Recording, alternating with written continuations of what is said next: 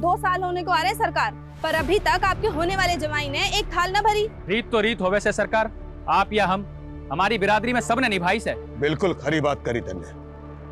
दिलावर, तारे छोरे और हमारे छोरी की सगाई इसी शर्त पे हुई थी कि उसके साथ थाल भर के पूरे बिरादरी के सामने असली मर्द बन के दिखावेगा, लेकिन उससे एक भी थाल तो भरी ना गई अब तक। मैं क्या करूं सरकार? करना तन्ने नहीं, तारे छोरे ने 2 दिन के बीच के थाल भर के दिखावे, वरना तन्ने पता है कि क्या होएगा उसके साथ।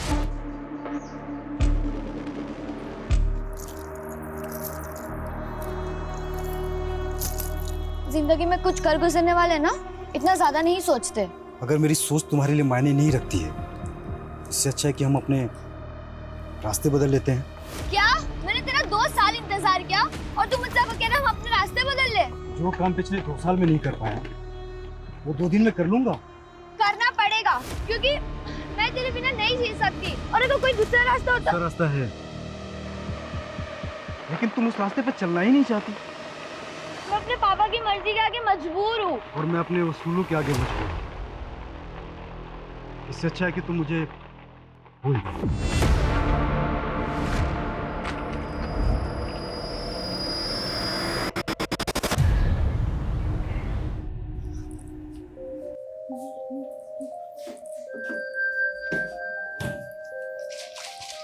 दीदी, सिर्फ 15 दिन रह गए आपकी शादी को, और मम्मी पापा को तो देखो, इन्हें लगता है कि शादी के बाद आपका नया जन्म होने वाला है। और तुझे क्या लगता है? मुझे डर लग रहा है।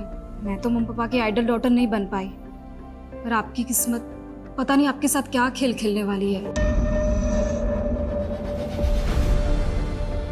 चिंता मत कर, सब अच्छा होगा।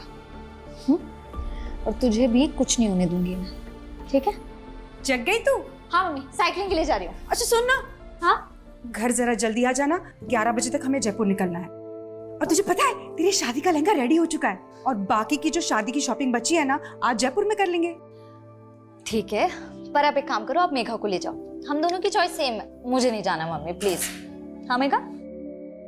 हाँ दीदी। हाँ तो ठीक है ना भाई, तुम और मेघा जयपुर चले जाओ। आज मैं और वर्षा शांति से चेस का मैच खेलेंगे, ठीक है ना? चलो मैं चलती हूँ। ये क्या कर रहा है तू?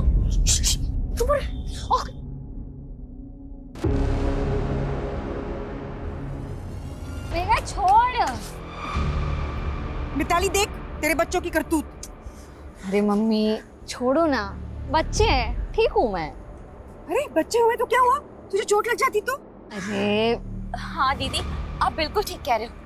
कियान, ये क्या किया तुमने? हाँ मम्मी मैंने कुछ नहीं किया, ये सब वियान का प्लान था। कियान, तुम हर बार अपनी सारी गलतियां विहान पे डालते, तो सुधरते क्यों नहीं हो? छोड़ो छोड़ो, ऐसे नहीं करते, बच्चे करते हैं, कोई बात नहीं, ठीक हूँ मैं।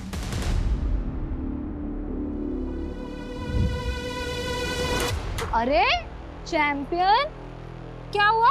मैंने तुम्हें सेव कर लिया था ना, तब भी गुस्सा हो? वर्षा दीदी, मैं आपसे गुस्सा नहीं, ये सब वियान की और स्मार्टनेस है।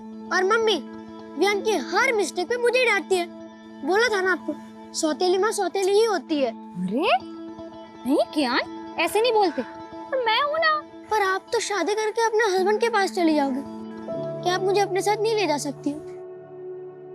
अगर पॉसिबल होता ना तो जरूर ले जाती, लेकिन तू जानता नहीं है अभी मैं कितनी दूर जाने वाली हूँ। पर आपका फ्यूज तो थोड़ा ही दूर रहता है। तू नहीं समझेगा अभी कि मैं कहाँ जाने वाली हूँ।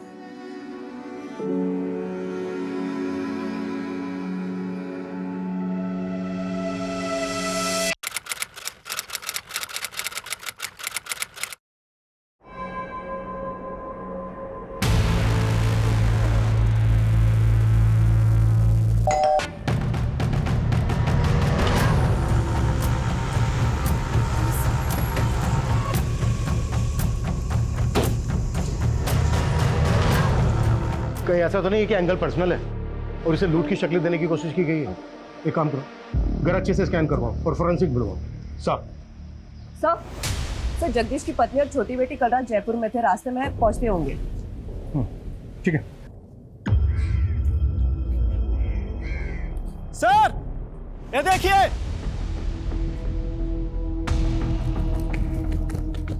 सर बच्चों के खेलने वाला वॉकी टॉकी मिला है, खून के निशान है इस पर।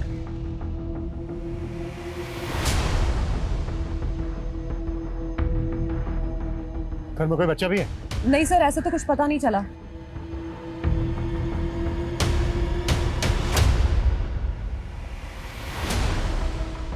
ये लोग कौन है? सर ये पड़ोसी है, इन्होंने हमें कॉल किया था। अरे रुकिए, अरे रुकिए, रुकिए, रुकिए, रोको उनको, रोको इन्हें, रुकिए, रोको उनको, रोको, वर्षा।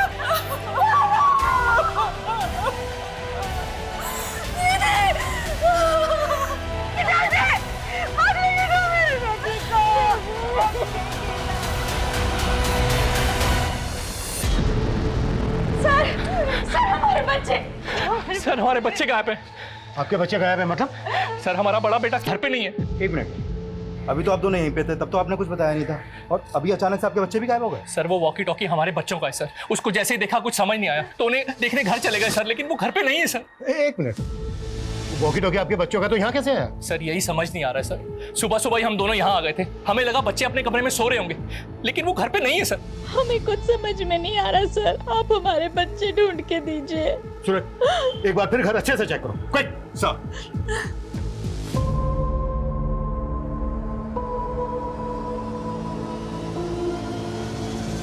सर पूरा घर चेक कर लिया, बच्चे कहीं नहीं मिले।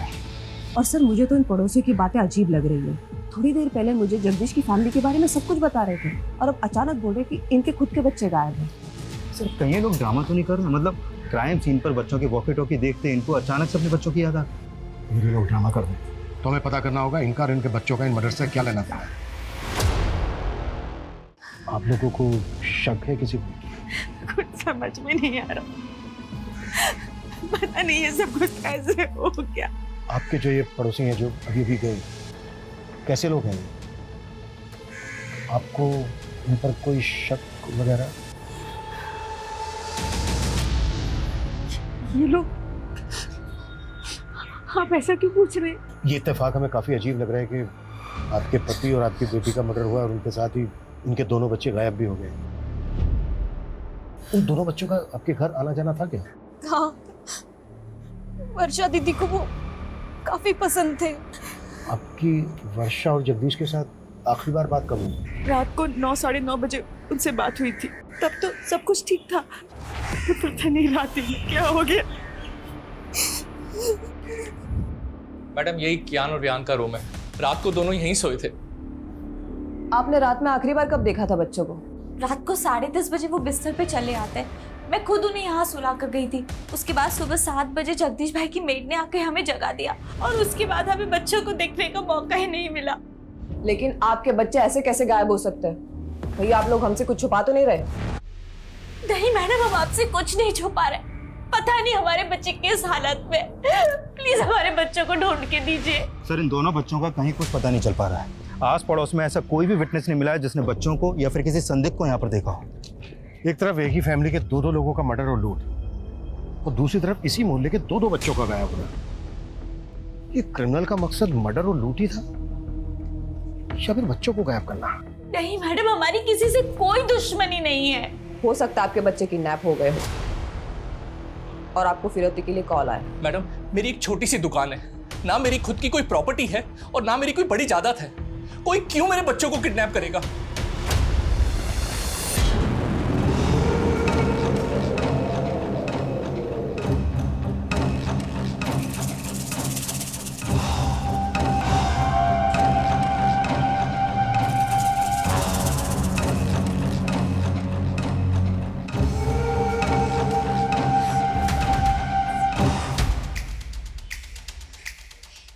सुन, तूने मेरे पापा और बहन को मारकर बिल्कुल भी अच्छा नहीं किया है। बहुत सह लिया मैंने तुझे, बहुत। अब तू देख, तुझे छोड़ूंगी नहीं मैं। तूने मेरे पापा और बहन को मारकर बिल्कुल भी अच्छा नहीं किया है। बहुत सह लिया मैंने तुझे, बहुत। तुझे छोड़ूंगी नहीं मैं।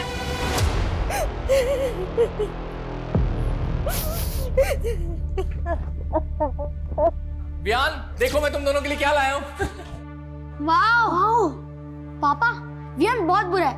पता है ये कैसे प्रैंक करने की बात करता था? अरे चुप चुप, मुझे बोलने दो।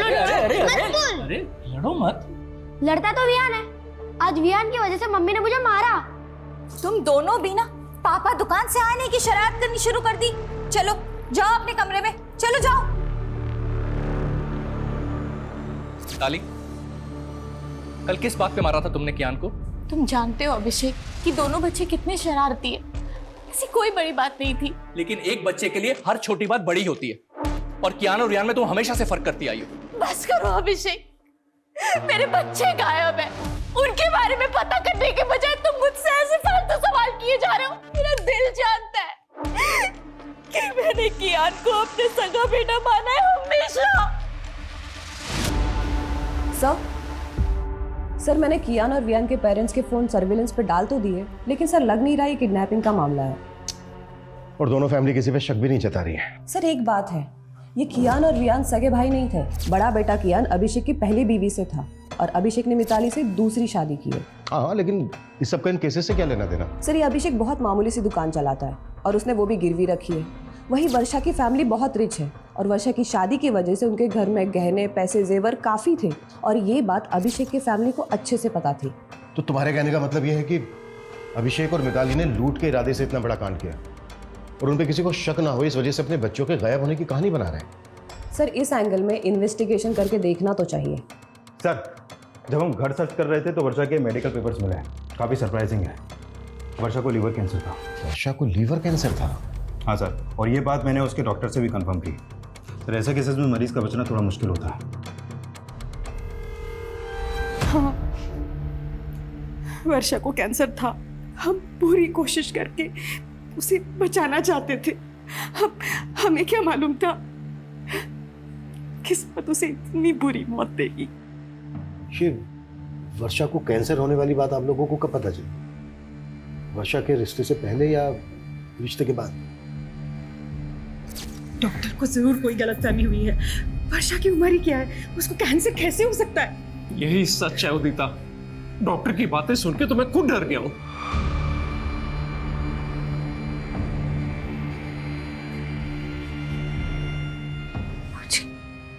कैंसर है। अरे नहीं बेटा, वो डॉक्टर को जरूर कोई गलतफहमी हो गई होगी। तो ठीक हो जाएगी बेटा, तुझे कुछ नहीं होगा, तो ठीक हो जाएगी। हाँ वर्षा बेटा, तू बिल्कुल ठीक हो जाएगी। अभी तो हमने तेरी शादी कर रही है, तेरे बच्चों के साथ खेलना है हमने। वर्षा तो ये शादी करना ही नहीं चाहती थी, पर हमारे गुरुजी ने कहा था कि अगर उसकी शादी हो जाती है तो उसका भाग्य उसके पति के साथ जुड़ जाएगा और उसको एक नया जीवन मिलेगा। लेकिन आपने वर्षा के होने वाले पति और उसकी फैमिली से वर्षा को कैंसर है ये बात छिपाई। पर हमने नहीं सोचा था कि हमारी बेटी इस तरह हमें छोड़ के चली जाए। सूरज, यस सर। वर्षा के होने वाले पति और उसकी फैमिली की बैकग्राउंड पता करवाओ। सर,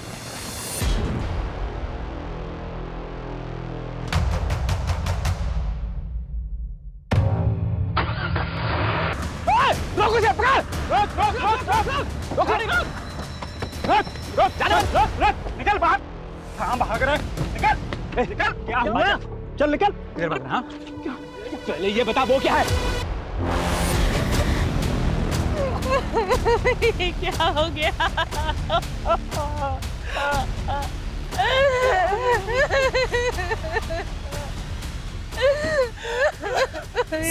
ये देखिए सर, ये इनके बड़े और सर ये इसी के फादर के वैन के नीचे मिली है। सुबह से हमसे बोल रहे थे कि बच्चे गायब है, बच्चे गायब है, और ये अपने बच्चे की डेड बॉडी अपनी वैन के नीचे छुपा के रखी है। ये आप क्या बोल रहे हैं सर? मेरी कुछ समझ में नहीं आ रहा सर। लेकिन हमारी सब कुछ समझ में आ रहा है। पहले तुमने जगपीर घर में लूट की और जब ये सब कुछ बच्चों ने करते हुए देख लिया तो फिर बच्चों को भी मार डाला। ये आप क्या बोल रहे हैं सर? फिर तूने अपनी वैन यहाँ पर छुपा के क्यों रखी है? मैं तो रोज ही गाड़ी यहाँ पार्क करता हूँ। जिसने भी मेरे बच्चे को मारा होगा जानबूझकर मेरी ही गाड़ी के नीचे बॉडी छिपा दी होगी। अब तेरी पोल खुल गई तो तू कहानी बना रहा है। बस की चीज में तो था, मेरे एक बच्चे की लाश पड़ी है, मेरे दूसरे बच्चे का आता पता नहीं है, और अब हमें ही सुनाए जा रहे हैं। हम हमारे बच्चे को क्यों मारेंगे? क्यों मारेंगे हम?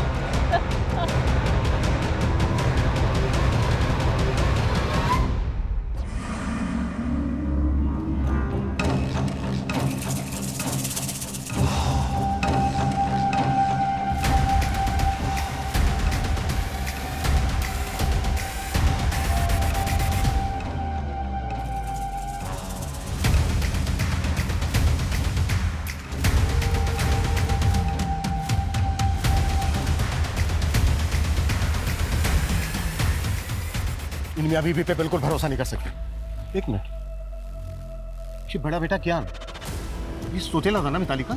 हाँ सर, सौतेले बेटे की लाश मिली है और सगे बेटे का कुछ पता ही नहीं चल रहा। तो पता करो। सुबह 2 लाशें मिली हैं और अब ये तीसरी लाश बच्चे की। पूरा घर स्कैन करो और ये भी चेक करो कि ये किस किस के कांटेक्ट में है। अगर इस समय ये लोग शामिल हैं तो उन्होंने चोरी का माल कहीं छुपा के रखा होगा। Yes sir. सर, अभी अभी थाने से यादव का कॉल आया था। वर्षा का फ़ोन अभी भी एक्टिव है और जब यादव ने वर्षा के नंबर पर कॉल किया तो उसका फ़ोन उसकी छोटी बहन ने उठाया। मतलब वर्षा का फ़ोन मेघा के पास है। What? तुम जयपुर गई थी ना मेघा? जी। तो फिर वर्षा का मोबाइल फोन तुम्हारे पास कैसे आया? सर आप गलत समझ रहे हैं। मैं जब जयपुर गई थी तब मैंने खुद ने ही वर्षा दीदी से उनका फोन मांगा था। क्यों? सर मुझे वर्षा दीदी के फोन का कैमरा पसंद था और फोन पूरी रात मेरे पास ही था। हमने वर्षा के कॉल रिकॉर्ड चेक किए तो हमें पता चला कि वो किसी मनीष नाम के लड़के से काफी बात करती थी। ये कौन है मनीष?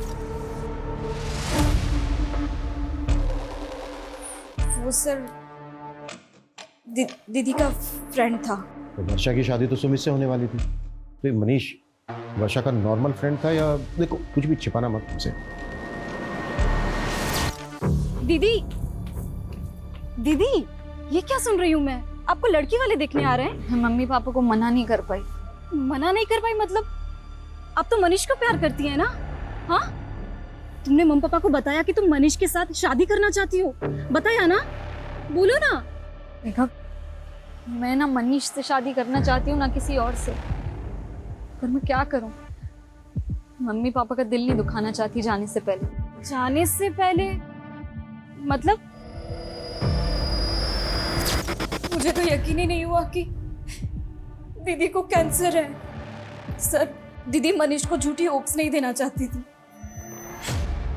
इसलिए दीदी ने मनीष के साथ ब्रेकअप कर लिया। मनीष को पता था कि वर्षा को कैंसर था? नहीं, और दीदी ने मुझसे प्रॉमिस लिया था कि मैं मनीष को कुछ भी ना बताऊं। तो फिर वर्षा मनीष के साथ इतनी बातें क्यों करती थी?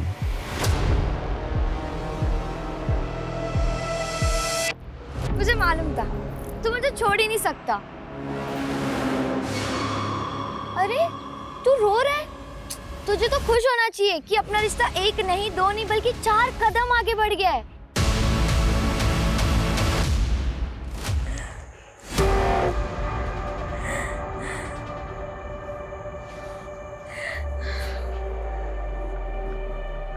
अभिषेक जी, आपका फोन दिखाइए।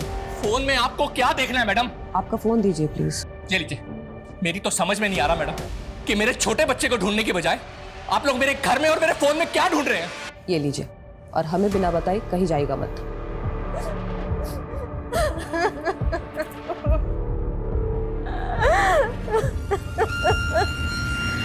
सर, मनीष का फोन कल रात वर्षा के घर पर ही एक्टिव था। हो सकता है कि वो वर्षा से बदला लेना चाहता हो क्योंकि वर्षा उसकी बजाय किसी और से शादी करने वाली थी।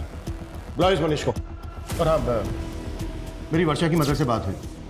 उनका कहना है कि पहले उनके साथ जयपुर वर्षा जाने वाली थी, लेकिन बाद में मेघा उनके साथ गई। मतलब अगर वर्षा जयपुर जाती तो उसके फादर के साथ वर्षा का नहीं, मेघा का मर्डर होता? पॉसिबल है।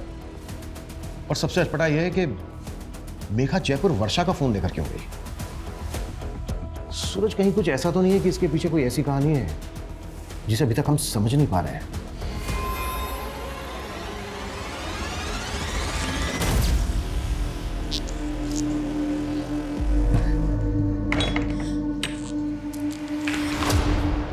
कहाँ से आ रही है तू इतनी रात को?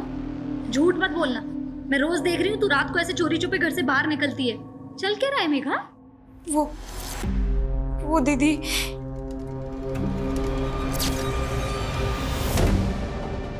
मुझे माफ करना दीदी। मेरी वजह से आप और पापा। जितना टाइम लेगा ना सच कबूल करने में, उतनी ज्यादा दिक्कत होगी तुझे। सर, मैं वर्षा से प्यार करता था सर। उसे मारने के बारे में सोच भी नहीं सकता। झूठ मत बोल। रात के 1 बजे तक तेरा मोबाइल फोन वहीं पर एक्टिव था। एक लड़की तुझे रात को अपने घर बुलाएगी, वो भी तब जब उसके फादर घर पे हैं। 15 दिन बाद उसकी शादी होने वाली है। पता है तुझे ना क्यों कहा था उसने? नहीं सर। क्योंकि कैंसर था उसको। वो नहीं चाहती थी कि शादी के बाद तू खो दे उसको, और तूने मार दिया उसको। ये क्या बोल रहे हैं आप सर? उसने मुझे बताया भी नहीं सर। उसे कैंसर था। अब अगर तुझे पछतावा हो रहा है तो सच कबूल कर ले कि तूने ही मारा है उसको, जबकि उसने तेरा कभी बुरा नहीं चाहा। सर मैंने भी वर्षा को कभी बुरा नहीं चाहा सर।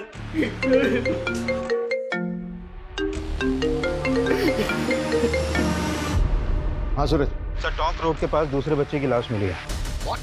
सर विहान की लाश देख के लग रहा है कि इसका मर्डर भी कल रात को हुआ है, लेकिन सर विहान की लाश वर्षा और क्यान के घर से करीब 1 किलोमीटर दूर टोंक रोड पे मिली है। तो हो सकता है कि इसका मर्डर कहीं और किया गया हो और फिर बॉडी को यहाँ पे लाके डंप कर दिया गया। एक बच्चे की लाश मिली है अभिषेक की वैन के नीचे। अगर अभिषेक को ये सब कुछ करना होता तो वो दोनों बच्चों की लाशें डंप करता। सवाल ये भी है कि इन दोनों बच्चों के मर्डर्स का क्या कनेक्शन है।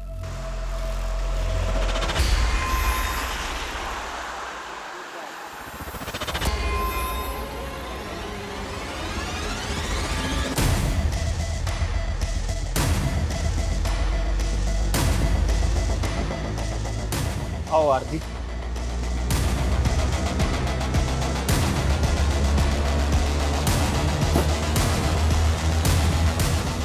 कल मैं पहले वर्षा से उसके घर पे नहीं मिला था। वर्षा के फादर के सो जाने के बाद वो घर से निकली थी और फिर कल रात हम 11 बजे हाईवे के पास मिले थे। हाईवे के पास? जी सर। क्यों? तुमने मुझे ना कहने की वजह नहीं बताई, लेकिन आज इतनी रात को यहाँ मिलने की क्या वजह है? कहीं ऐसा तो नहीं तुम मेरे साथ भागना चाहती हो? तो अभी भी सपनों में ही है मनीष। सपने दिखाए भी तो तुमने थे और तोड़ भी तुमने दिया। हेलो, हाँ मैं हाईवे के पास आ गई हूँ, पैसे लेकर आ जाओ। इतनी रात को किसके पैसे देने हैं? आखिर चल क्या रहा है वर्षा? एक लड़का मेघा को ब्लैकमेल कर रहा है। क्या?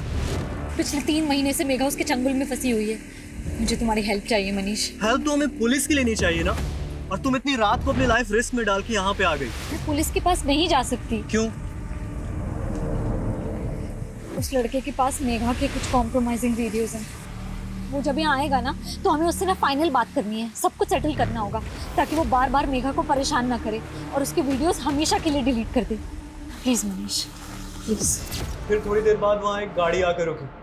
शायद से वो लड़का उसी में था, लेकिन वर्षा को मेरे साथ देखकर वो वहाँ से चला गया। ये लड़का कौन है जो मेघा को ब्लैकमेल कर रहा है? मेघा का कोई दोस्त है सर। मेघा ने उसके बारे में मुझे नहीं बताया।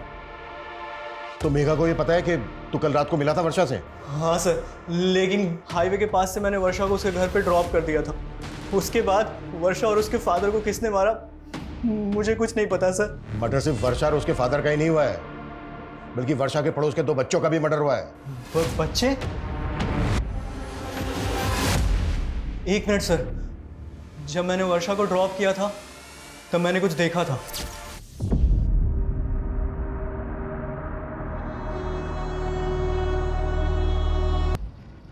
क्या कर रहे थे वहां पर? नहीं मालूम सर।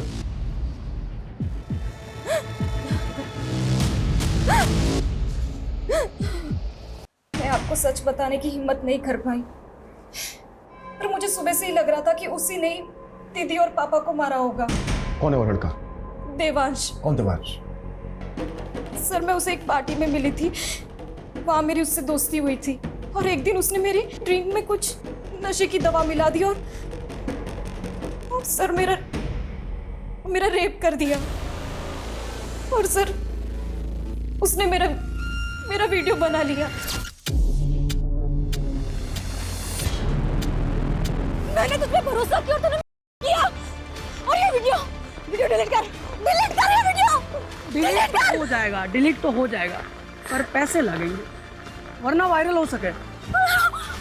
सर मैं पिछले 3 महीनों से उधार मांग कर उसको बहुत पैसे दे चुकी हूँ और एक दिन वर्षा दीदी को ये सब बातों का पता चल गया। पहले क्यों नहीं बताया मेघा? रो मत। हाँ दीदी, मैं बहुत डर गई थी। चिंता मत कर, मैं जानती हूँ अच्छे से ऐसे लड़कों को कैसे हैंडल करना है ना, मैं देखती हूँ। रो मत। और सर कल रात को भी उसने मुझसे पैसे मांगे थे, पर दीदी ने मुझे जयपुर भेज दिया और बोला कि वो सब कुछ यहाँ हैंडल कर लेंगी। मुझे बिल्कुल भी नहीं मालूम था सर कि दीदी और पापा के साथ ही ये सब हो जाएगा। ठीक है, संभालो अपने आप को, और इसका हमें मोबाइल नंबर, एड्रेस, पूरी डिटेल्स दो। सर, मैं उसको पार्टी में मिली थी, मेरे पास बस उसका फोन नंबर है।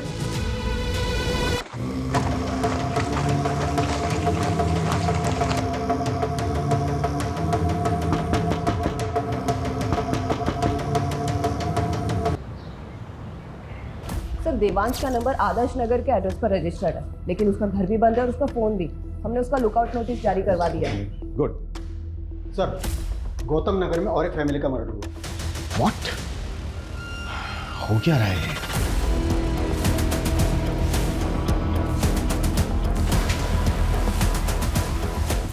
आइए। सर, यहाँ पड़ोसी ने बताया कि इनके ज्यादातर रिश्तेदार आउट ऑफ कंट्री हैं और ये गुलशन भी किसी गल्फ कंट्री में काम करता था। अभी कुछ दिन पहले ये यहाँ आया था। मॉडस ऑफ ऑपरेंडी बिल्कुल एक जैसी है। जिस तरह से वर्षा और उसके फादर को मारा गया, उनके घर में लूट की गई। लगातार 2 रातों में 2 क्राइम्स, वो भी एक ही तरह से। लिया? Yes sir. पता करो वर्षा और उसकी फैमिली का इस फैमिली के साथ कोई कनेक्शन है क्या? क्विक। Yes sir.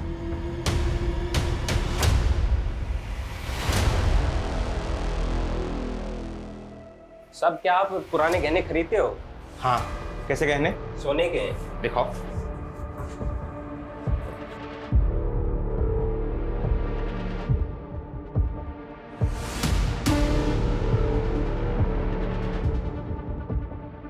बिल है तुम्हारे पास? अरे नहीं साहब, पुश्तैनी गहने हैं। अच्छा, अभी दुकान में नगद कम है, मैं इंतजाम करता हूँ, तुम तब तक इंतजार करो। चलेगा ना? चलेगा साहब, चलेगा।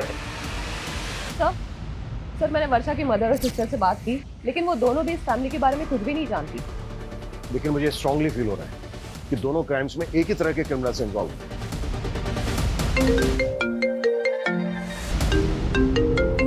हाँ बोलो। सर, गणेशपुरा में एक आदमी एक ज्वेलरी शॉप पे कुछ गहने बेचने आया था। दुकानदार को उस पर शक हुआ तो उसने हमें फोन किया था। हमने उस आदमी का अरेस्ट किया है। गुड। साहब, मैंने चोरी नहीं करी साहब, आप बेवजह परेशान कर रहा साहब। चोरी नहीं करी साहब। अगर तूने चोरी नहीं की तो इतने महंगे गहने कहां से आए तेरे पास? साहब, मैं तो कबाड़ा बेचता हूँ साहब, कबाड़ी खोज में इधर उधर गया था, मेरे को तो पड़े हुए मिले थे रास्ते में साहब। पड़े हुए मिले तुझे? पड़े हुए मिले? इतना बड़ा कांड करके बैठा है तू, और ये बॉल? साहब, मैं तो गरीब आदमी हूँ साहब, मेरे को तो बस रास्ते में पड़े ही मिले थे साहब। ये नौटंकी ऐसे नहीं खुलेगा।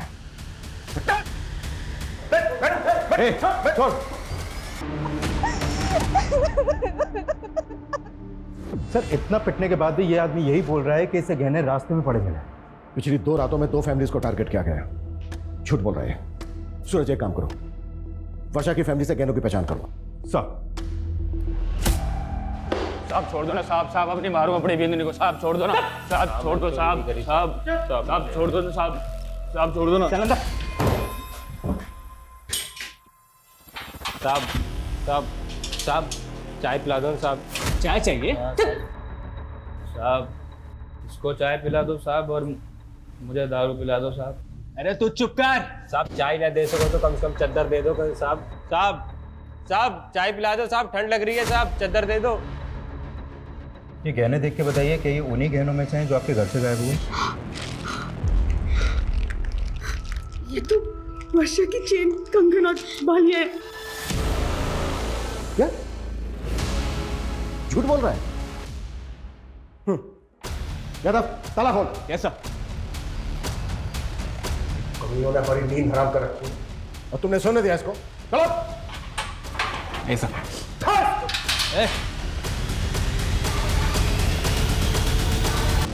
सर, ये तो मर गया।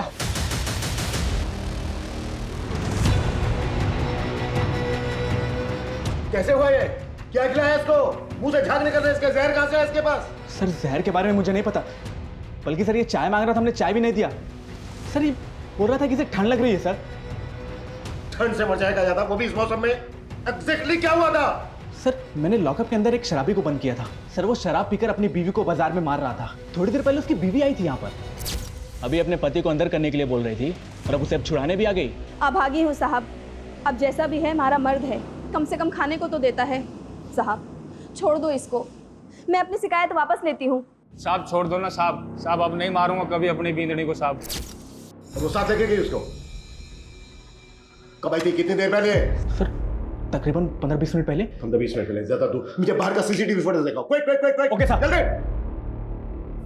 एक मिनट, पीछे करो पीछे करो। बस 20 मिनट हुए। इन दोनों की फोटो सभी बीट चौकी और पेट्रोलिंग टीम को भेजो, कैसे भी करके अंदर चाहिए मुझे। मूव।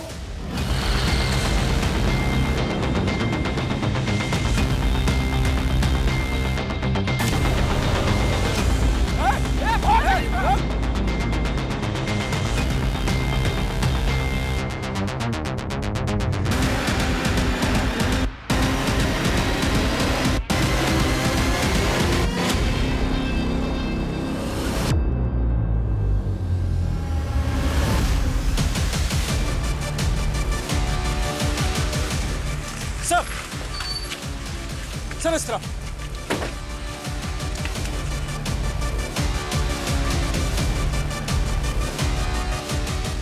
संजय उधर चेक कर। सा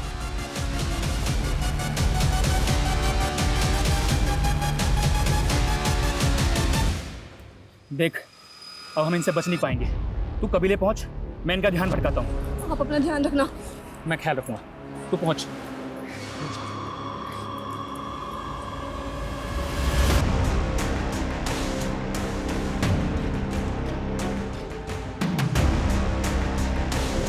रोक रोक।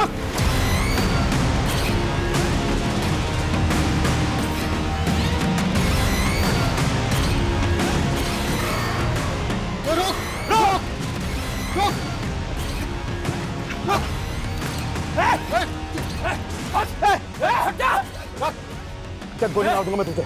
चल मार दूंगा मैं। चाकू नीचे रख, चाकू नीचे रख। देख गोली मार दूंगा मैं तुझे।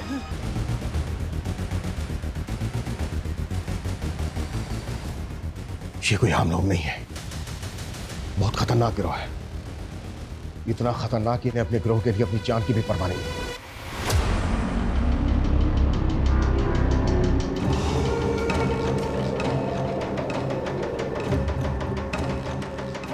सूरज पता करो फिलहाल अपने एरिया में कौन कौन से गैंग एक्टिव है। सर उस आदमी के साथ जो औरत थी उसे वर्षा की मदर ने आइडेंटिफाई किया। सर वो 1.5 साल पहले उनके घर में एक मेड का काम करती थी। कौन है वो?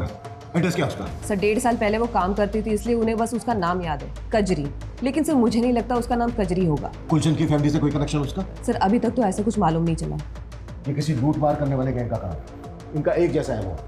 इस गैंग की कोई औरत या आदमी लोगों के घरों में काम करते हैं, उस परिवार की सारी जानकारी इकट्ठा करते हैं और फिर उसे लूट के लिए टारगेट करते हैं। सर एक बात मुझे समझ में नहीं आ रही है, ये कजरी ने 1.5 साल पहले काम करना बंद कर दिया था, फिर अचानक तो मतलब सरप्राइजिंग नहीं है कि 1.5 साल बाद इन्होंने वर्षा की फैमिली को टारगेट किया। सूरज इन सवालों का जवाब ढूंढने का टाइम नहीं है फिलहाल हमारे पास। हमें जल्द से जल्द ये पता लगाना होगा कि ये लोग किस गैंग से ताल्लुक रखते हैं।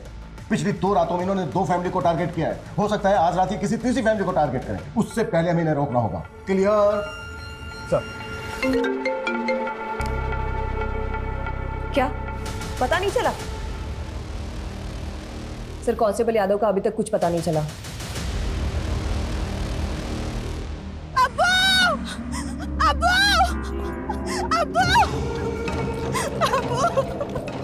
क्या हुआ कजरी? वो हमारे आदमी ने तो जमशेद को थाने में जहर देके मार दिया, लेकिन वो खुद पकड़ा गया अब्बू। क्या? पर उसने अपनी जुबान काट ली। हवान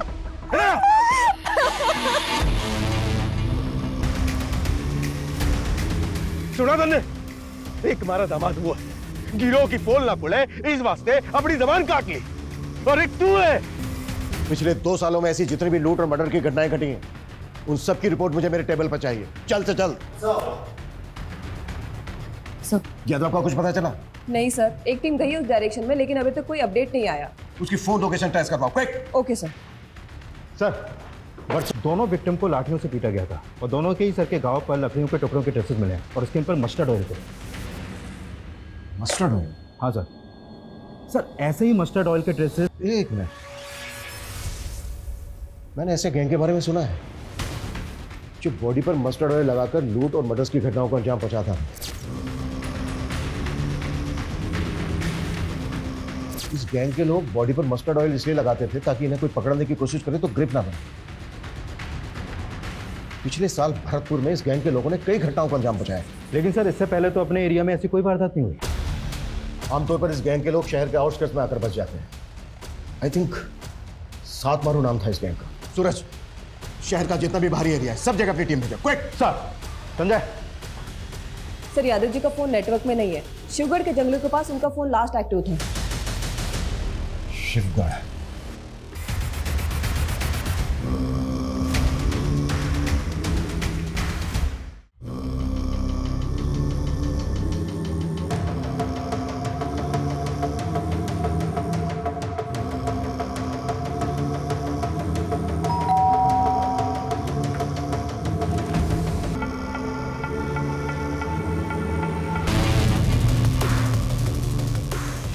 छह मार दिए हैं तन्ने, सातवां थारे सामने खड़ा है। जा मार दे इन्हें और बन जा मारा जमाई।